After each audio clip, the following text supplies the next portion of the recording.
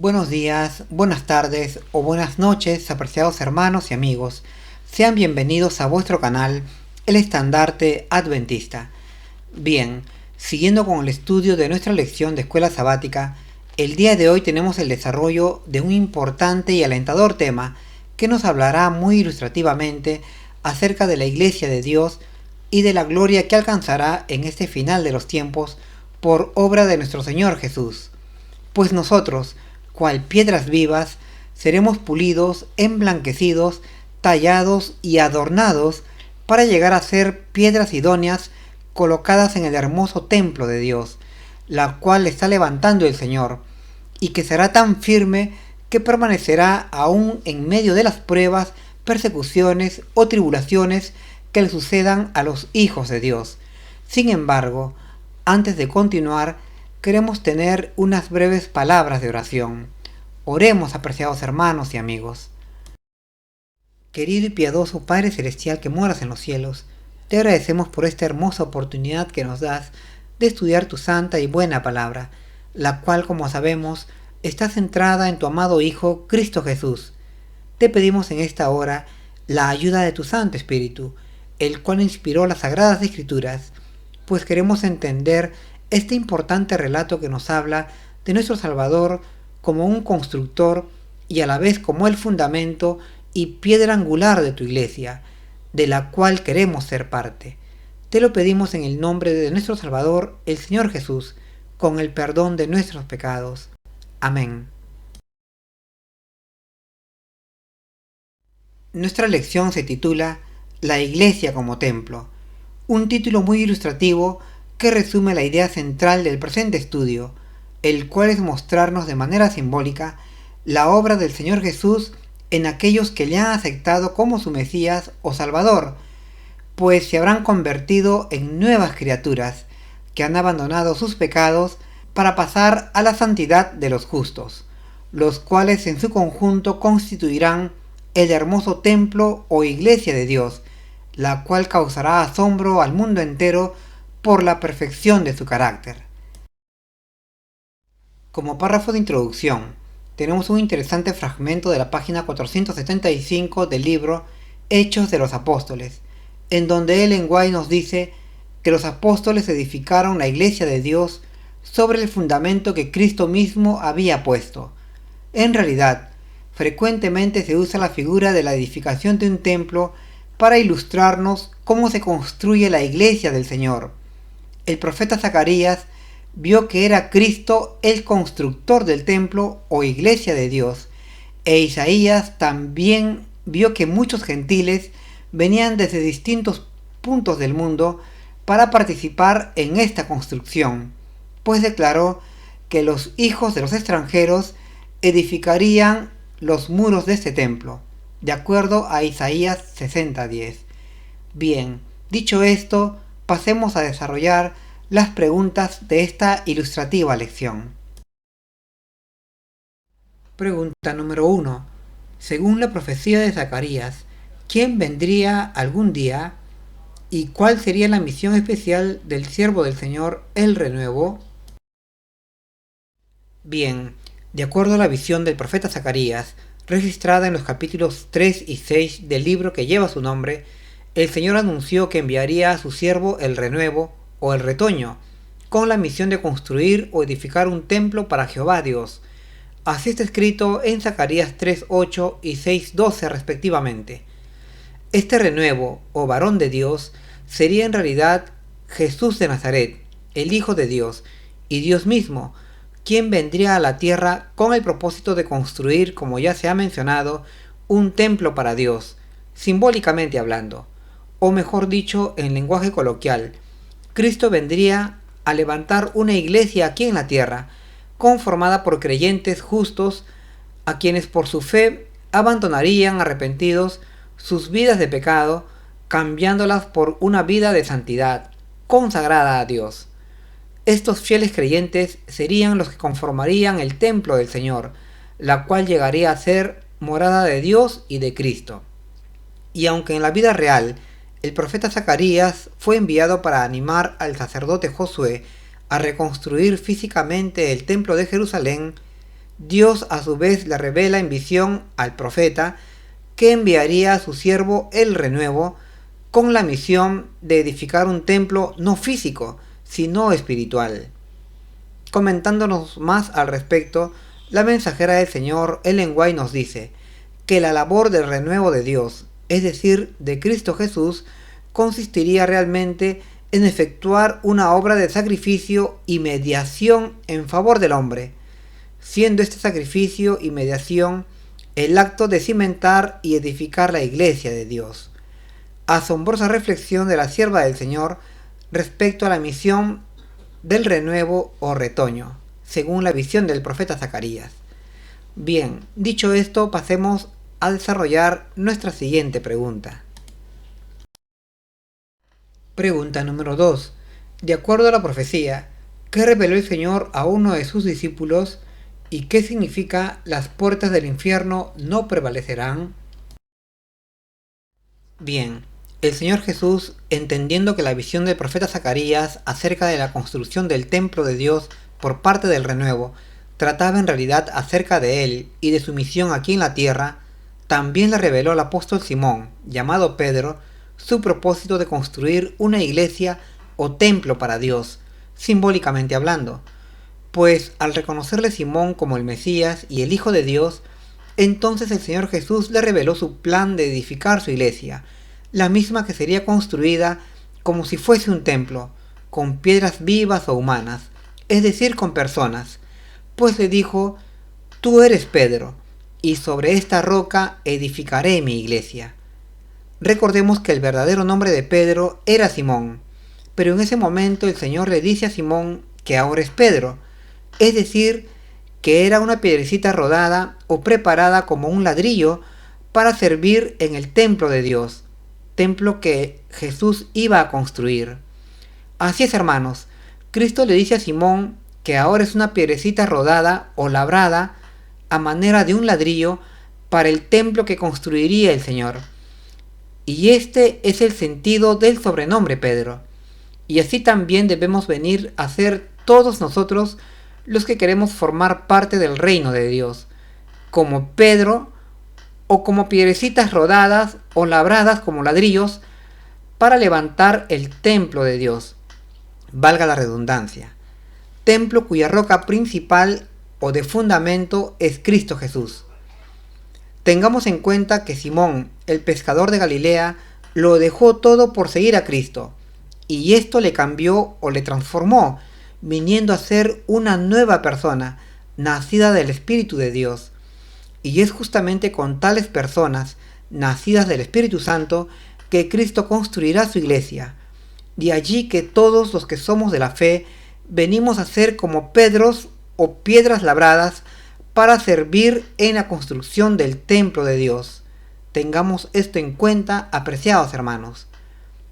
Tenemos también una subpregunta que dice: ¿qué significa las puertas del infierno no prevalecerán? Bien, esto significa que cuando somos convertidos en hijos de Dios sobre el modelo que es nuestro Señor Jesús, entonces venimos a ser nuevas criaturas, nacidas del Espíritu de Dios, por lo que el poder de nuestra carne o del tentador no podrán vencernos, pues vivimos para Dios y ya no amamos el mundo, que es donde prevalece las tentaciones del enemigo. Es en este sentido que se dice que las puertas del infierno no podrán prevalecer contra la iglesia, la cual está formada por hombres y mujeres de fe, verdaderos hijos de Dios, convertidos de sus pecados a la santidad de los justos. Así debe suceder con nosotros. Si reconocemos a Jesús de Nazaret como el Cristo y como el Hijo de Dios, y nos arrepentimos y nos convertimos de nuestros pecados a la santidad de los santos o justos, las puertas del infierno no prevalecerán contra nosotros, pues seremos como piedrecitas rodadas o labradas que están firmes en el templo de Dios, tal como lo llegó a hacer el buen apóstol Pedro. Bien, dicho esto, pasemos a nuestra siguiente pregunta. Pregunta número 3. Además de ser el verdadero constructor, ¿qué sería Jesús en este santo templo espiritual ¿Y qué sucedería a los que creen? La Escritura nos dice que Cristo, además de ser el edificador o constructor de su iglesia o templo, simbólicamente hablando, también sería la piedra de fundamento de este edificio a ser construido. Isaías lo expresa así: he puesto en Sión una piedra por fundamento, piedra de fortaleza, de esquina, de precio y de cimiento estable. El que creyere no se apresure. Y el apóstol Pedro también, siguiendo con esta misma idea, declara: pongo en Sión la principal piedra del ángulo, escogida y preciosa, y el que creyere en él no será avergonzado. Es decir, como lo hemos comentado, Cristo sería la piedra principal o fundamental de su iglesia o templo de Dios que está construyendo, una gran piedra de fortaleza, dando a entender con esto que el fundamento de este templo es muy seguro. En realidad, hermanos, Cristo fundó su iglesia sobre Él mismo, es decir, sobre su obra de redención por el hombre y de restauración del mismo hombre a la santa imagen de Dios. Y para esto se necesita de un fundamento muy seguro o muy fuerte, tal como una piedra de fortaleza. Y esto quiere decir que el Señor tendría el papel principal en esta obra de salvación. De allí que la Escritura declare que Cristo es la roca principal de este templo. Dicha roca, como dice Ellen White, sería su propio cuerpo quebrantado y herido por nosotros en la cruz del Calvario. Tenemos también una subpregunta que dice: ¿qué sucedería a los que creen? Bien, respecto a aquellos que creen, tenemos el pasaje de 1 de Pedro 2:6 que nos dice: aquel que creyere, es decir, en Cristo, no será avergonzado. Y esto es así, pues dado que su fe está puesta en aquella roca, en aquella piedra de fortaleza, escogida y preciosa, entonces tendrá una fe firme, solvente y segura, ya que está bien cimentada. De tal manera que, ya sea en la adversidad o en la tribulación o en distintas pruebas, se mantendrá firme y no caerá. Además, vemos que la Escritura nos dice que el que creyere no será avergonzado. Es decir, hermanos, nuestra profesión de fe es segura, tanto que no será defraudada o engañada, pues aquel que nos llamó de las tinieblas a su luz admirable es fiel y por tanto cumplirá con todas sus promesas o con todas sus declaraciones. En realidad, hermanos, Cristo es aquella roca firme, fuerte y probada, a quien los grandes varones de Dios, tales como Moisés, David, Isaías o Pablo, por mencionar a algunos, se refirieron de esta manera, es decir, como la piedra principal del ángulo o como una gran roca de fortaleza. Así que entonces estemos seguros sobre en quién hemos creído, y no dudemos ni tengamos temor, sino que alleguémonos con confianza a Cristo, pues Él recibe a todo aquel que le busca. Bueno, dicho esto, pasemos a nuestra siguiente pregunta. Pregunta número 4. Además de los cimientos, ¿quién es la parte principal de este edificio? Y siendo una estructura sólida, ¿cómo crece el Santo Templo?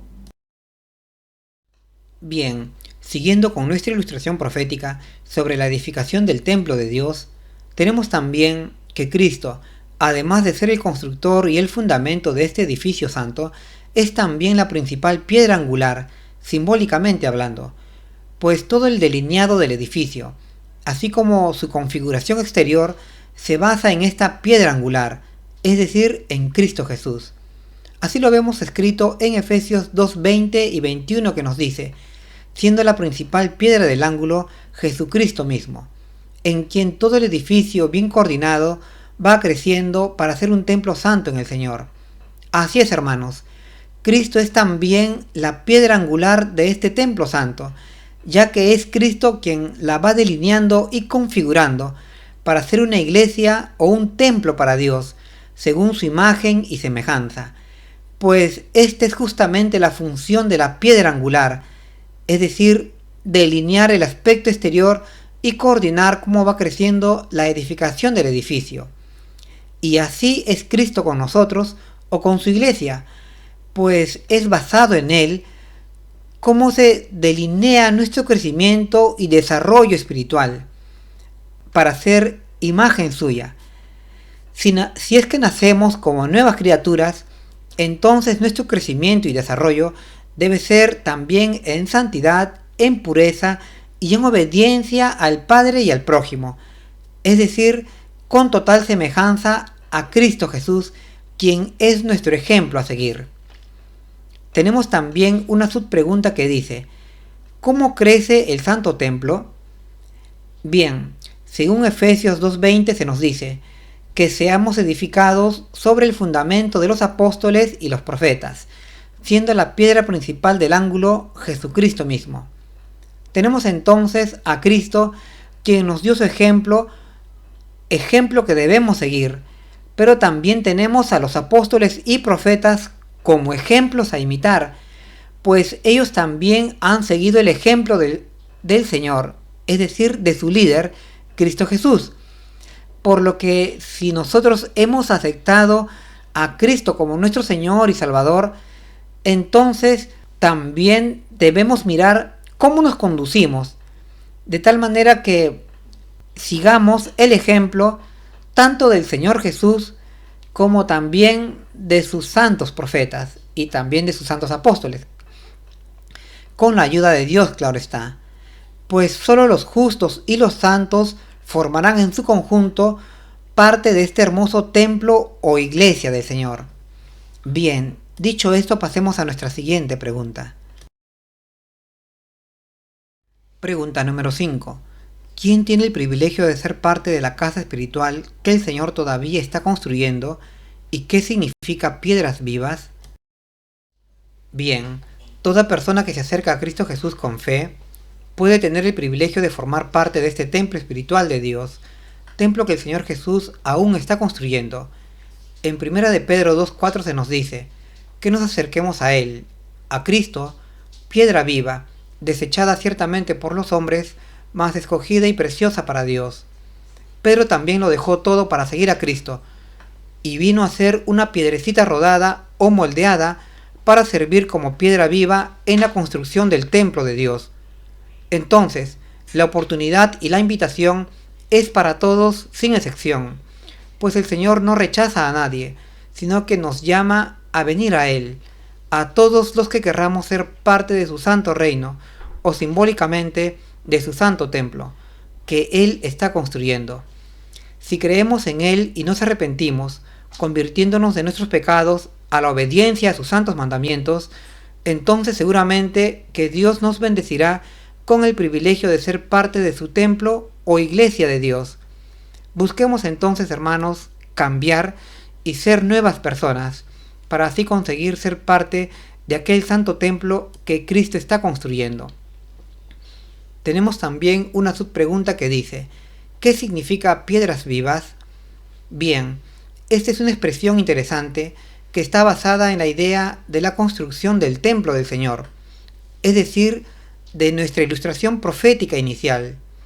Entonces vimos que Cristo está construyendo un templo santo para Dios, el cual debe servir de lugar de adoración a Dios y desde allí dar cobijo a todas las naciones de la tierra y alumbrarlas con el Evangelio de la salvación. Templo al cual se le están añadiendo sucesivamente piedras labradas o moldeadas previamente en la cantera de las pruebas o la tribulación, pues este edificio aún está en construcción. Y vimos también que esto es una figura de la iglesia o pueblo de Dios, la misma que el Señor Jesús está edificando con personas que creen en Él, pues así como a Simón, por su fe en Cristo, le llamaron Pedro o piedra rodada o labrada, porque sería parte del templo de Dios, así también debe ser en nosotros, pues por nuestra fe o por la fe en Cristo Jesús venimos a ser piedras del templo de Dios, piedras vivas, como el apóstol Simón, llamado Pedro, preparados o moldeados para ser colocados en el templo o iglesia de Dios, la cual, como ya dijimos, aún está en construcción. Si creemos y seguimos a Jesús, seremos piedras vivas de este templo. De allí que si somos de la fe en Cristo Jesús, venimos a ser como Pedro, o como piedras labradas o moldeadas, piedras vivas más concretamente, valga la redundancia. Recordemos que la misión de este templo es de servir de cobijo a toda la humanidad. Por lo tanto, de lo que se trata es de alumbrar al mundo entero con la luz del Evangelio de Cristo. Pero para esto debe ser construido este templo hasta su finalización, lo cual se conseguirá con nuestra aceptación de Cristo en nuestras vidas. Pero antes, Dios debe de moldearnos y prepararnos como a piedras vivas. Ese es el sentido de esta expresión. Bien, dicho esto, pasemos ahora a nuestra siguiente pregunta. Pregunta número 6.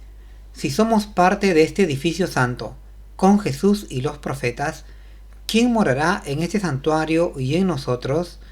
¿Y cuántos pueden decir que esta ha sido su experiencia hasta ahora? Bien, siguiendo con nuestra ilustración, vemos que por la fe en Cristo Jesús venimos a ser parte del templo de Dios, pues Cristo nos moldea y prepara como a piedras vivas para ser puestos en su santo templo o iglesia más concretamente. Y en esta obra de fe venimos a ser morada del Espíritu Santo, pues al ser moldeados por Cristo, nuestra vida cambia y se transforma reflejando a Jesús ante el mundo. Cristo nos cambia y nos transforma a su imagen y semejanza para llegar a ser nuevas criaturas, nacidas del Espíritu Santo. Es en este sentido que se dice que el Espíritu Santo mora en nosotros, por el cambio y la transformación que produce en nuestro ser.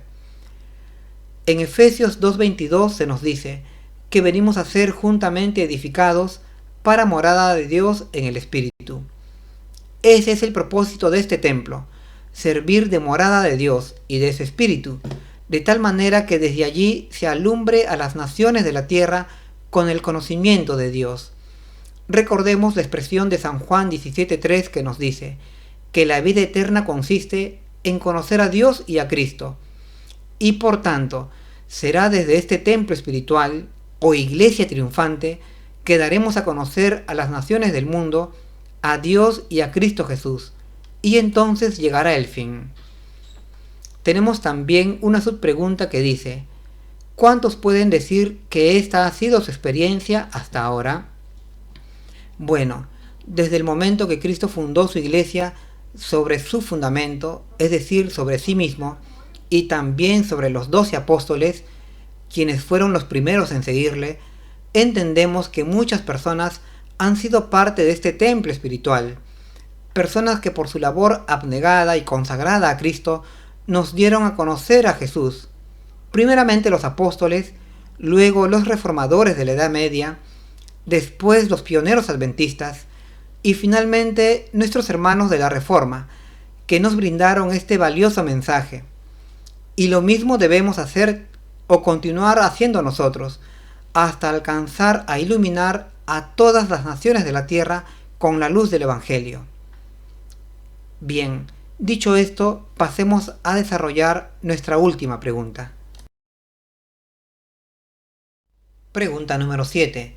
Cuando todos los miembros de la Iglesia tengan a Jesús como la base de sus vidas y estén unidos con los profetas y apóstoles, ¿cuán sólido será el edificio?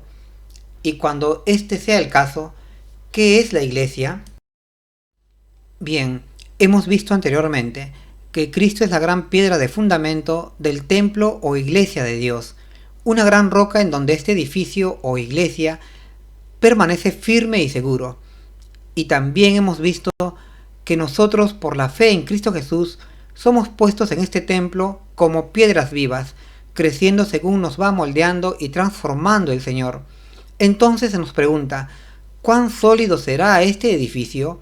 Bien, este edificio santo, que es construido por el Señor y no por el hombre, sobre la base de sí mismo y conforme a su imagen y semejanza, será tan sólido e inamovible que no será derribado, sino que permanecerá de pie, pues estará construido sobre la gran roca que es Cristo, la piedra principal de este edificio, por lo cual será firme e inamovible, aún en medio de las tempestades, de las pruebas o dificultades. Y así como Zorobabel, Josué, Esdras o Nehemías participaron en la construcción física del templo de Dios y de la ciudad de Jerusalén, en medio del acoso de los enemigos de Israel, y tuvieron éxito, así también será con el templo espiritual de Dios. Será tan firme y sólido que permanecerá de pie, y aun cuando ocurra la persecución y la tribulación, la iglesia permanecerá firme y fiel, y saldrá victoriosa.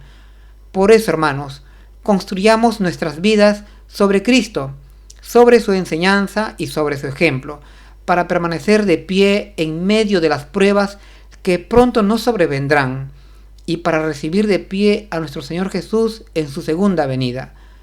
Cuando este sea el caso, es decir, cuando estemos edificados sobre la roca que es Cristo, entonces la iglesia será columna y baluarte de la verdad, tal como lo señala Pablo en su carta a Timoteo, pues seremos criaturas que han abandonado sus pecados y hemos pasado a vivir en la santidad de los justos.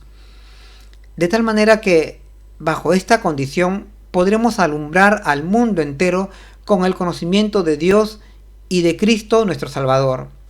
Importante tarea y misión que nos espera, pero para ello, como estamos viendo, necesitamos estar basados en Jesús. Bien, hasta aquí, apreciados hermanos, son mis comentarios a esta interesante lección de escuela sabática. Espero que os pueda servir de ayuda en vuestros estudios. Es mi deseo en el nombre de nuestro Señor y Salvador Cristo Jesús. Hasta pronto.